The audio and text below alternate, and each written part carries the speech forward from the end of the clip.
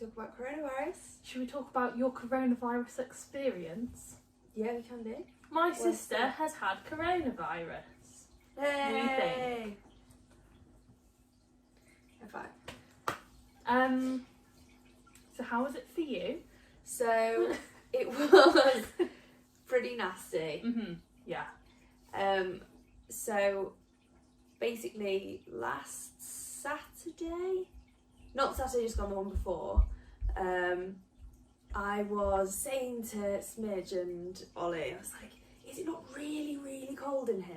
Like I was having like cold sweats, and I was just feeling really off, and I got really short of breath, and I thought I was having a panic attack. I was saying to Smidge, I feel really anxious about this corona situation, like I think I'm getting anxiety about it, which was really strange because I was saying like in my mind I wasn't anxious, but my body was just reacting in this weird way. And I went to bed and I kind of was like like having a bit of a thing, and then in the night I just kind of like bucketed sweat. I absolutely stank. I had this like fever, and then it dawned on me that it probably wasn't anxiety after all. And like I had been going into work that week, Monday, Tuesday, Wednesday I went into work, and it takes us like an hour and a half to get to work and an hour and a half to get back on the two tubes, Northern Line and then the Central Line, literally the busiest part of London. So, and that was also like when most of London was working from home. Like most people were being told to stay at home. By that point we weren't officially in lockdown, but it was like you should be staying at home. Yeah. So yeah. So I think that was probably where I got it from. Mm-hmm. But yeah, it was just pretty nasty. And it kind of came on slowly, gradually, and then all at once. Yeah, because it was weird, wasn't it? Because it was like, I've had achy muscles for like 5 days. Oh yeah, and that I've was not done any it. exercise. That was it. That was the first thing. So we went to a dance class on like the Monday, and I am really, really unfit, and Elle is not really, really unfit. And I recovered from that class within about 2 days maximum. And Elle was still complaining about aching from that class on like Friday. Yeah. And we were like, that's weird. And then obviously on the Saturday you've got the cold and then everything else. It was the achy muscles that started first on the Friday. I was like, God, Lydia, your leg's really hurting.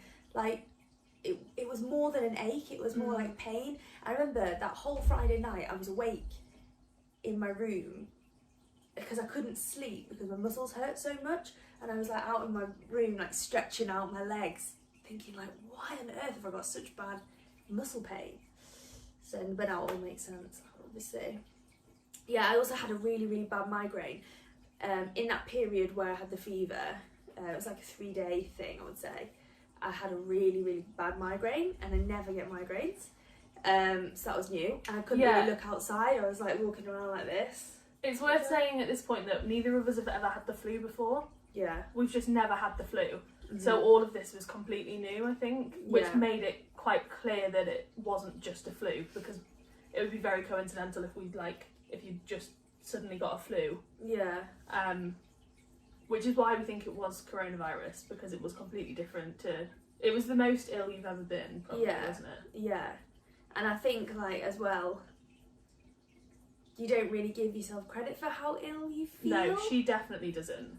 I don't, maybe other people do, but Elle was definitely more ill than she was allowing herself to think she was at the time. That's for sure. Yeah. And then, like, to be fair, we're saying this like it's like well in the past. Literally 2 days ago, we were waiting for a paramedic to arrive. Yeah. So this has been like a serious thing. Yeah, it got to the point because I recovered from those symptoms, and then it was replaced by like this excruciating pain in my abdomen and in my back, like excruciating pain whenever I kind of breathed. And then I started to Google coronavirus, and it said, you know, it often leads, not often, but like 1 in 5 cases coronavirus can lead to pneumonia, which is obviously like a lung infection. And that's when it gets really serious. And so I had this pain kind of like around about in my lung area on my left hand side, and I was like, it's probably nothing. But then it went on for about 2 or 3 days, and you start to think, like, what if it's not nothing, you know? And so on the last day, I woke up and I was in so much pain. So we called the paramedics. We called 111. Yeah, and they suggested paramedics. But no one could come out to me, actually, in the end. So we just had a chat on the phone for 20 minutes. And he did suggest going to the hospital around the corner, the emergency care centre, if it got worse. Or if it carried on the next day. Which it didn't. And that was yesterday. And that was yesterday. Yesterday was you should have gone to the hospital if it still hurt. Yeah. Today. And I could feel it yesterday, but it wasn't painful.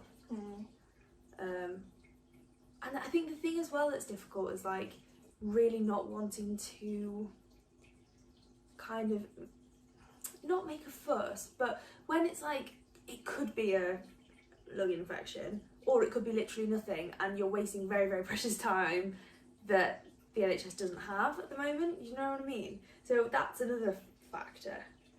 Like, no, I won't go to the hospital because it's not important enough.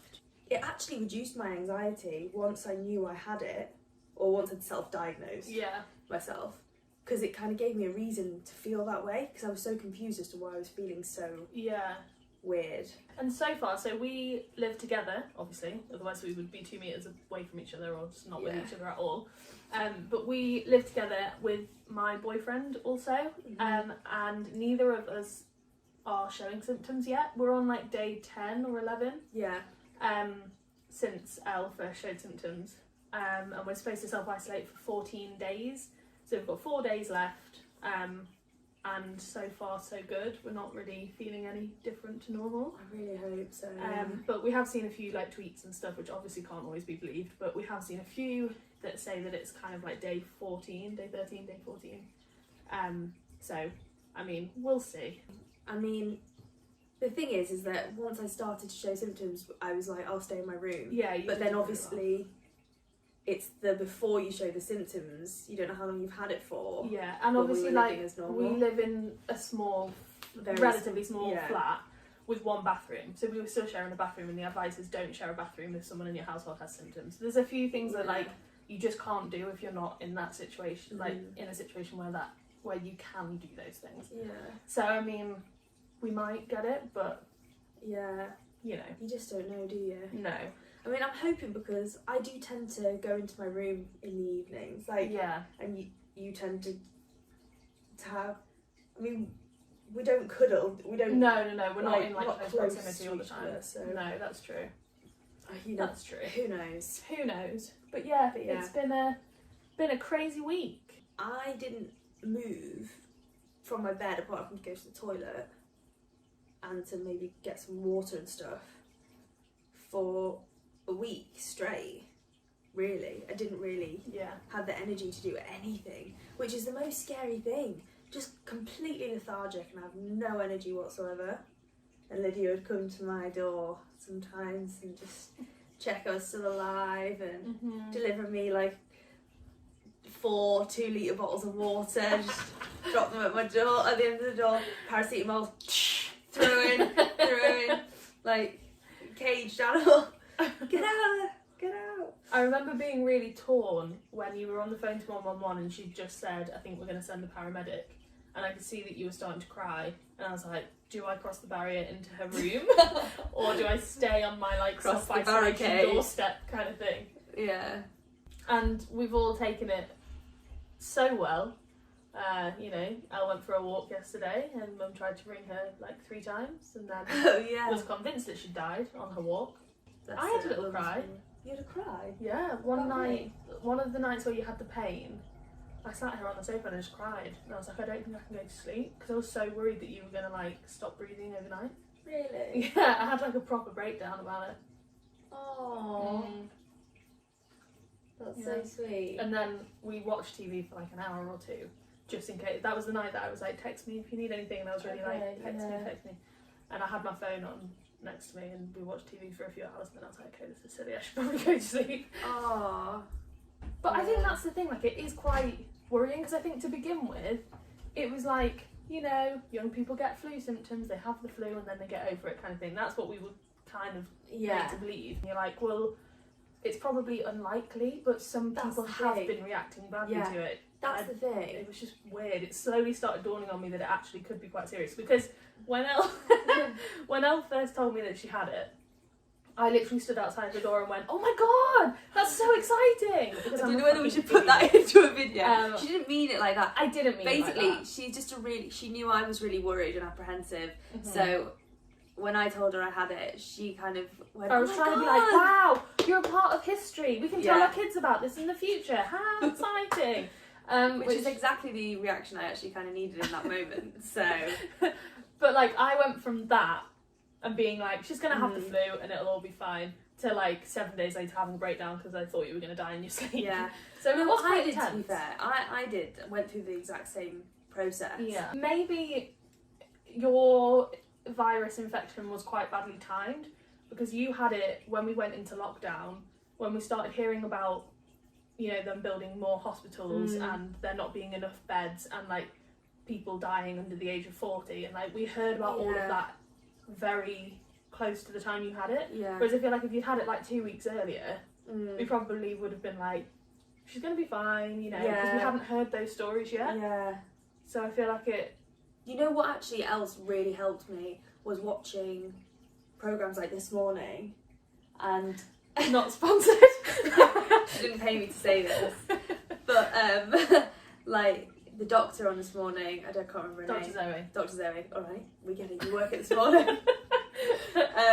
She had it, and she had said how she'd been feeling, and this was like a week ago now, while I was in the throes of it, and just hearing her talk about, because I hadn't had a cough, and I was like, what if this isn't corona? What if this is something else?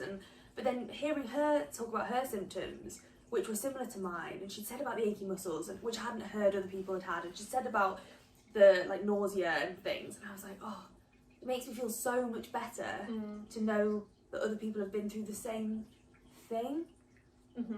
Especially because it's unprecedented, like nobody knows how the virus is affecting Yeah. people, you know, differently. So that was really, like, just seeing other people who've had the thing, and she was on day 10 and she was like, yeah, I still feel lethargic, I still wouldn't go for a run. And I was like, oh, that makes me feel better, because I'm, you know, the recovery process was really quite slow, I felt. So that made me feel so much better.